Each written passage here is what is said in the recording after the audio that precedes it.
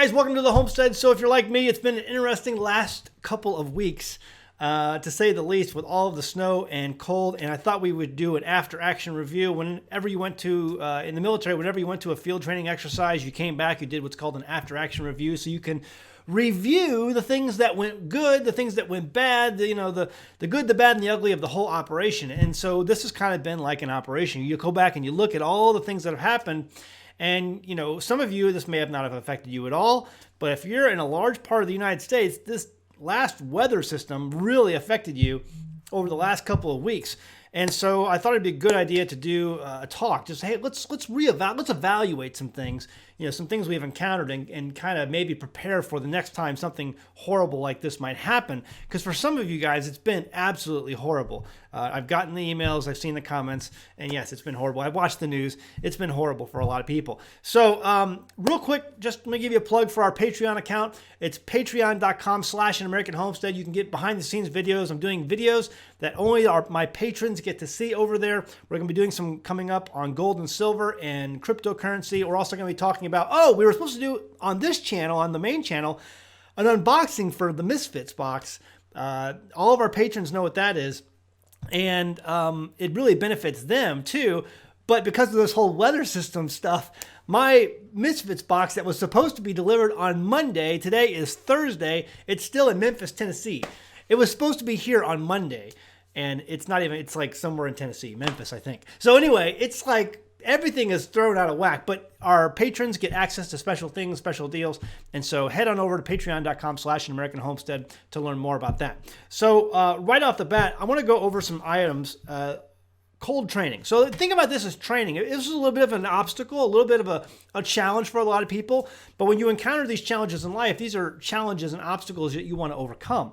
And as you overcome obstacles, things that are difficult in your life, you take mental note. And so you learn from those experiences so that next time, if this happens again, you can be better prepared for it. Now, with all that said, let's talk about some things that may or may not apply to you. How did you do? What parts of this were hard? What parts are you now going to, as things get back to normal? It looks like in a couple days, Monday, Tuesday maybe, of next week, we're going to see some higher temperatures and we're going to see some melting of all the ice and snow that's around right now.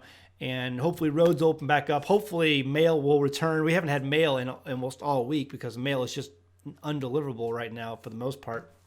So we have to figure out, what can we do better on? Like, I'll give you some examples that we've had, some challenges we've had here. My drains are not draining. I can't wash dishes right now. So you can see back there, I've got a whole bunch of dishes stacked up because I can't do dishes right now. My drains are not draining. And so I actually have washed a couple dishes where I was actually throwing the water over my deck onto the ground below because that was the only way I could do dishes. And so in Tim and Joanne's house, their drains never stopped working. So I need to figure out, why did my drain stop working? How can I fix this so that next winter, this doesn't become a problem again, because I really miss having my drains operational. That's also, we haven't been able to take showers here. And so sponge baths have been, what we've had to do the last couple of nights. We're having to do sponge baths because it's just too cold. We can't get the drains to go. And so that's a failure. I need to figure out why that is and fix that. I've gotten lots of emails from different circumstances of my viewership or other people, or watching the news and seeing how some people are dealing with this. I heard one story from a friend who this couple, the only heat source they had, and they're in Texas, I think Texas, the only heat source they had was one of those single burner or propane fancy fireplaces. The kind of fireplaces that don't actually put off heat. That's more of an ambiance type fancy thing that people install in their homes nowadays. But that was the only heat source they had, was a propane fancy fireplace that really is not meant to put off heat. And so that's all they had for a few days. It would be nice to maybe go back and say, okay, maybe we need to find a generator. Maybe we need to find some things that's going to allow us to have power. Maybe we need to install a wood stove if it's legal. In many places around the country, it's illegal to put a new stove system inside of a new home. You can't do it. There are ordinances that prevent you from doing that.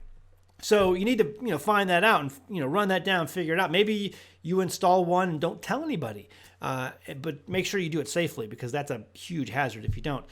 You may void your homeowner's insurance if that's the case. So, but you're going to have to figure some things out so you can maybe weather the next storm and do it on a little more of a, kinder, gentler schedule. So another thing I was going to mention was, what are some of the supplies that you needed? I got my notes here. See my notes. What are some of the supplies that you wish you had? Candles, lighting. We have kerosene. We have kerosene lanterns. You can see, right? Kerosene lanterns. But did you have enough? We had enough kerosene, thank goodness. But maybe you didn't have candles, or maybe a way to have light if the power went out. Many of you guys have talked about, the power being out for days. Sometimes you still guys have cell service, so you're able to post on social media. So this is where I'm hearing all of these stories from. But maybe you need some different supplies. Maybe additional supplies. Maybe the supplies that you had just didn't get you through. You need to get some additional ones. Have one of those tubs that you can buy at Walmart full of, blackout supplies. You write on there blackout, and for when power outages happen. Firewood. That was an issue here. We're almost out of firewood there. And we're gonna have to get some more firewood. Get some of our wood firewood. Shelter. Or what do you call that place? Where we put our firewood? What do you call that? Woodshed. The woodshed needs to be filled because it's almost empty, and that's a huge issue, because that's like the main heating source for our home is our wood stove. So things like that. Food. Did you guys have enough food? Like right now, we can't go to the store. Our roads are horrible right now. In fact, Tim went down to go get milk from one of our neighbors down the road, and brought back milk and couldn't get back up the hill to our mountain. So we had to go down there, and I just got done hauling a 50-pound bag of feed that he had in the truck from last time he went to town. And I had to, put that on my back and carry a 50-pound bag of feed up my mountain to get it back up to the houses so we could give food to the sheep, because the sheep were out of food. And so he went and got milk, but he couldn't get up the mountain. Roads right now are just horrible. But did you have enough food? Maybe make some notes. Maybe have, a box, a tub that you buy at Walmart that's full of food that you can use to get through. A bunch of cheap ramen or something that's going to keep a long time, a lot of dry goods, maybe some canned goods that you can buy and put in there for such a time as this. Some easy soups that you can make, just easy foods that you can just pop the top on, throw them in a pot and heat them up, and that's dinner for the night. Simple things like that. Easy foods.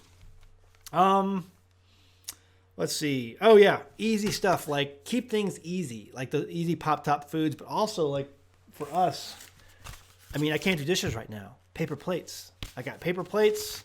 I got, I've only got 2 forks left in there now. But, yeah, lots of forks. The plastic forks. I don't have to worry about washing dishes.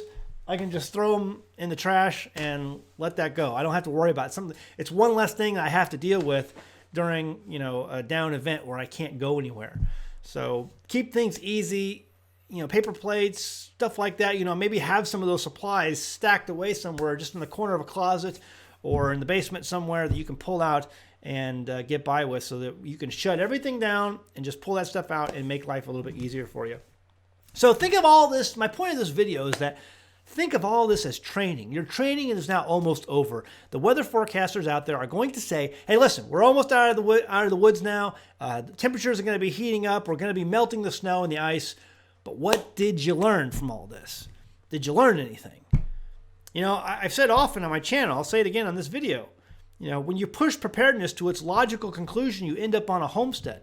But even, when you're on that perfect paradise of a homestead, it doesn't matter, what that is or where that is, you're still going to encounter challenges and experiences that are going to, challenge you mentally, physically, and you want to make notes of that so you learn from those experiences. You become more, that's where wisdom comes from. Wisdom comes from experience.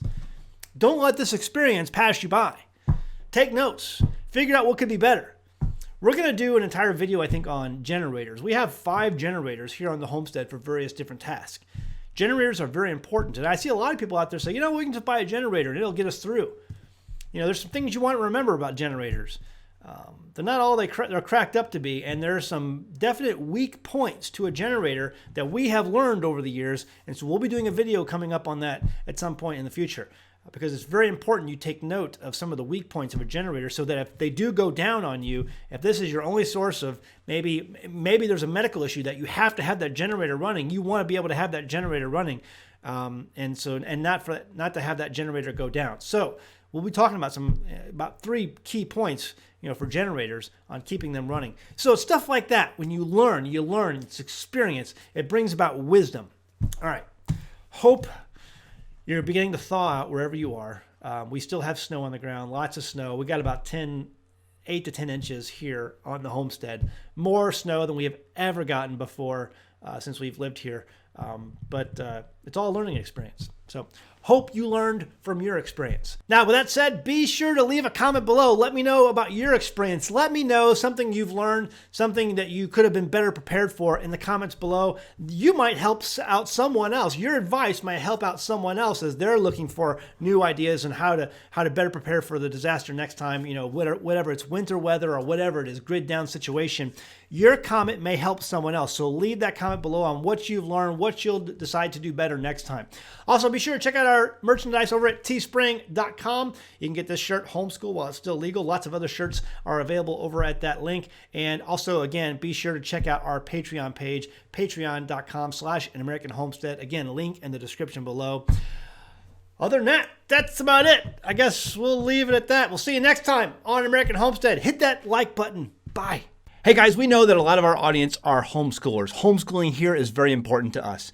And if you're like us, maybe you've had a hard time training your youngsters to memorize their times tables. Well, I want to introduce you to a program today that I think will help with that. This is Times Tables.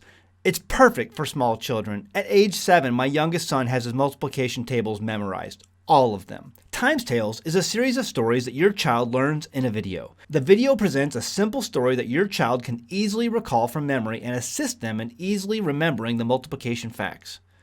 My late wife Jamie made a video talking about how our oldest child still was having problems with times table memorization. Until we tried Times Tales. After months of getting behind and stressful struggling, Times Tales was almost an overnight correction and allowed him to get back on track with his math courses. So I want you to give this a try. They have different packages available, and there's going to be a link in the description below. Every purchase you make from this program is going to help the homestead. Give it a try. It worked for us. I'm sure it can work for you and your child too. I know my math facts.